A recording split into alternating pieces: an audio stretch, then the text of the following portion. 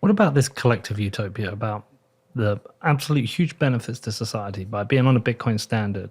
You know, as you said, Bitcoin fixes this. Are we perpetuating a myth? Are we being overly optimistic? Or people saying that being overly optimistic? Are we imagining a world we've got no idea what actually it will be, and we don't know the actual impact? It's almost like if Bitcoin. So we've maybe the only other time besides Bitcoin would be the internet, where we started something that can't be shut off. And it's kind of like a train barreling down 100 miles an hour, just going really fast. And if you're on top of the train and you're strapped to it, like because you're using Bitcoin, you have deep conviction in it, the only comforting thing maybe you can say is, you know, it's taking us to heaven, right? Because it's like a coping mechanism, because you're somewhat powerless, because if you can't change Bitcoin directly, you have to kind of like hope for the best. So when we're talking about like I forgot your exact question, but we're talking about this larger thing. I think it's a bit of a story, I think, also to inspire us, because these stories have been around for, you know, sub Bitcoin $1,000, right? So it's also a powerful rallying cry, because as the price goes up, it's showing a manifestation that our worldview is winning, right? So it's kind of becomes this thing where we all have confidence in it, because if you've been around long enough, you know, you've seen a lot of chaos and turmoil, and seeing your worldview proven has this, one, it's like it's exhilarating thing, because everyone's telling you you're wrong. You end up being right. It also, for some people, I think they use that mental model of, you know, I'm always right, as a way to maybe have bad social relationships, because they have extreme arrogance, because they were right about Bitcoin. They believe they were right about everything else, right? Well, that's something we discussed with Junseth earlier. Oh, did you? Yeah, we got into that quite deep. It's a tough act to follow.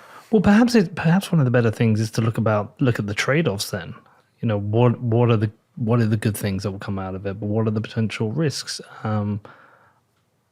So one of the things, let's talk about a risk. This is one that won't be popular. I don't mind paying tax. I think I pay too much tax. I think government is too big, and they take too much money, and they waste the majority of it. But I am not anti-tax. I'm not. I don't believe in no government. I believe in small government. But I do not mind paying tax for the government to deliver certain services. Easy ones to explain that a lot of people might be okay with is like borders. Securing borders, fine. I'm okay with that. I'm okay with paying tax for the roads, even though I know the roads will be fine anyway. I'm okay paying tax for socialized healthcare. I want to pay that. I want other people to be able to get healthcare. I do. That is part of who I am. Now, this in certain camps would put me as a lefty. Actually, no, in the UK, I'm still a conservative, because I want smaller government and I want lower tax, but I still want a health service. Okay, but I'm okay with tax. But there is a potential scenario where people imagine in Bitcoin, you can't collect tax. And therefore, what do you lose in terms of social stability, where we live in a world where everything is no government, everything is voluntary. We have no support structures for the vulnerable in society. We have no support structures for those who are out of work, things like that. Do we know, will that lead to a net better world or a net worse world? Does it ghettoize parts of the country? Does it lead to a haves and haves not? That is something that I'm not entirely comfortable with. I'll take it one step further. Yeah. I don't think this will happen, but I don't think it's impossible, where in a world where Bitcoin wins, you're going to have almost like a sort of like neo-feudalism, where you have all of the people who got into Bitcoin have a bunch of wealth, and then you're going to have a massive gap in the class structure. I don't think that's likely to happen, but if you're talking about, you know, it's hard to confiscate, you know, you have this very strong money that everyone goes to. The people who are first movers are going to have disproportionate advantages. And like a Pareto distribution, it'll be 20% of the people have 80% of the Bitcoin, right? Or some rough equivalent. You don't remove hierarchies just because there's Bitcoin, right? Humans are naturally hierarchical creatures. They're always going to self-organize in a way where you're going to find people who are better than others. You're going to have competition. You're not going to be able to break that. And on the part of taxes, it's funny because this is a conversation I get into all the time about like not paying taxes and, you know, less like smaller government. I'm ideologically on the side of, I think there's a lot that can be getting to a smaller government before we get to the really hard questions on healthcare or being able to have conversations around like border security, right? For me, this is just my personal like belief is that there is a role for a government, and that my mission is to try and find common ground on things that we can use to like make it smaller. And I think that's a very pragmatic way of going about it. It's funny because when I first got into Bitcoin, I was probably more on the ANCAP side. I appreciate it as a ideological lens to like evaluate my own beliefs through, but I still believe there should be a government. So am I a status cuck now? Like, is that where it goes? I've got you. You're captured. You're with me. I'm going to get told off of that. Somebody told me off recently for calling myself status cuck on the podcast all the time. They're like, you always say it. You're always calling yourself one. And then I get to an episode and you've not said it. And now you said it again. And now you're part of it. Apologies. Well, I actually think that status cuck thing's a really unhelpful way of describing somebody. I think it puts, again, out a binary argument. Yeah. It's either you believe no government or you're a cuck. And I'm just thinking, I think that's intellectually weak. And for that person, they've removed themselves from what is a really practical discussion. And the reason that's a practical discussion is you can also turn around to that person and say, okay, talk to me about property rights. Talk to me about your home. You know, forget Bitcoin. Bitcoin is, you know, the first property that's easy to secure. Outside of everyone else and very difficult to confiscate. It's almost unconfiscatable, like Tone Vays conference. But some people are still going to own land and property and other items.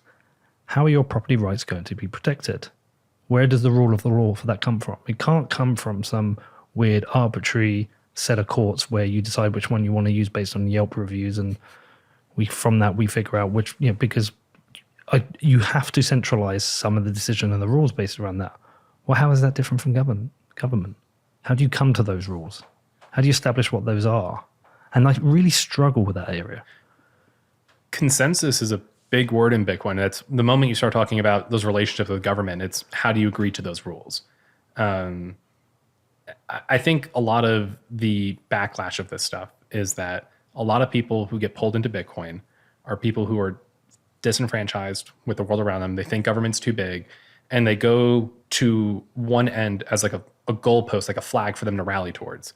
And I think this ties into like the fact that that'd be an opening conversation part for someone, and like to try and have, it's not a good faith conversation if that's someone's opening gambit, right? Like if you say like, hey, I believe there should be some government, it's like, oh, status cuck. It's like, it's people who, there's this thing where during the block size wars in 2017, Bitcoin Twitter got really big, and there was a rightful reason to be a huge dick to people because they were trying to mess with Bitcoin. Yeah. Right. And I think now, and I was talking to Hodl about this, like there's now like a standing army that has no reason to, like there's no war at the moment. There is no block size war. So it all just turns inward, right? And it's very, it's very unhealthy, one. Two, it's not productive, and it's because we already won. The stakes are so small now. But that standing army says they're preparing for when it happens again. And by the way, I think a large part of that standing army wasn't even around in 2017. They weren't. No. And this is where, as a community and like a social hierarchy, people started grafting onto the aesthetic of being a dick to be able to gain status. And it became a way to, it used to be, you had to be really knowledgeable about Bitcoin. You had to have something unique to say. And it shifted into this culture of, of being toxic for the sake of being toxic, which, again, I think it's very in the bounds. Like, I'm going to be like anyone who's trying to actually change the rules of Bitcoin in a contentious hard fork, absolutely guns a-blazing. But if that's not happening, then it's just about being an empathetic person and having conversations. There's a limit, I think, to how far being a dick can take you, though. Oh, yeah, sure. It's not a compelling way of persuasion. It's not for you to be persuaded. It's for everyone else to let them know, hey, you better stick in line. You better not step out of line. Right? It's not actually trying to convince you. It's trying, because this is the problem with social media, is that there's an audience. Me and you may be having a dialogue, but what actually matters is all the people that are doing likes and retweets on top of it. And I think that's the malincentive where you're removing yourself from authentic conversation that you couldn't have, like ones that you would only be able to have in person. You can't have them online. So it becomes this meta game of being able to chase clout status, letting other people agree with you. And it becomes a very, oftentimes it's a waste of time, because if you're not having a good faith conversation, why even bother playing with it? And like, these are conversations I used to have with my wife where I would get into some debate on Twitter and she'd be like, what are you doing? Right? Like, what are you doing? Like, do you care about this person? Then just stop. Right? Blue Dog 54 fucked me off today. Right. Him and his 22 followers. Right. Yeah, I mean, look, Twitter's a miserable failure. But I don't think it's from a lack of people there are people out there who want to have those discussions. The problem is it's like at a football match, right? You could be watching a game of football and you could be down in the corner. A player comes sliding in, does a tackle. He wins the ball. It's a good tackle. But in winning the ball, he takes down the striker. All the people in that corner who support the team of the striker, they're like, this is bullshit, referee. Fuck you. Like, that can happen. Sure. Because that's their team. Right. So they shout and yell and they confuse the picture. Whereas all the people who support the defender are like, great tackle. And they because it was, but like vice versa works. It kind of becomes like that on Twitter. Somebody can make a very intellectual, nuanced point that deserves discussion. But if it's on the wrong side, they're all like, screw this, fuck you. Like, it's become like that. It's become like sports. Yeah. It's a miserable failure. This goes to like the fracturing of Bitcoin as a community, where I think there's a very vocal minority of people who take the zero tolerance view to having a conversation.